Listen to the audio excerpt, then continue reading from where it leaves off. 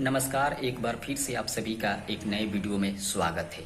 दोस्तों, कल खेसारी फैन के लिए एक बहुत बड़ा खुशखबरी है और कौन सा खुशखबरी है इस वीडियो को पूरा देखिएगा, सब आपको बता देंगे। लेकिन उससे पहले आप सभी से एक छोटा सा अपील है कि अगर आप हमारे चैनल पर पहली बार आए हैं तो चैनल को सब्सक्राइब करके बेल आइकन को दबा दीजिएगा और वीडियो अच्छा लगे तो वीडियो को लाइक करके शेयर कर दीजिएगा। चलिए शुरू करते हैं। आपको बता दें दोस्तों, कल खेसारी लाल यादव जी का जी म्यूजिक भोजपुरी से एक बहुत ही ज़बरदस्त और हाई लेवल का गाना और वीडियो रिलीज होने वाला है, जिस गाने का बोल है प्लाजो वाली।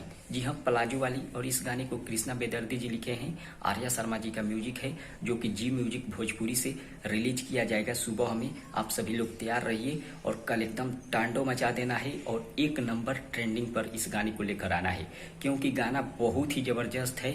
जितना तारीफ किया जाए उतना कम है। गाना मैं सुन लिया हूँ, क्योंकि गाना वायरल हो चुका है और उस गाने को मैं सुन चुका हूँ। कल एकदम टांडो मचा देना है। फिलहाल एक अपडेट था, मिलते हैं अगले वीडियो में। धन्यवाद।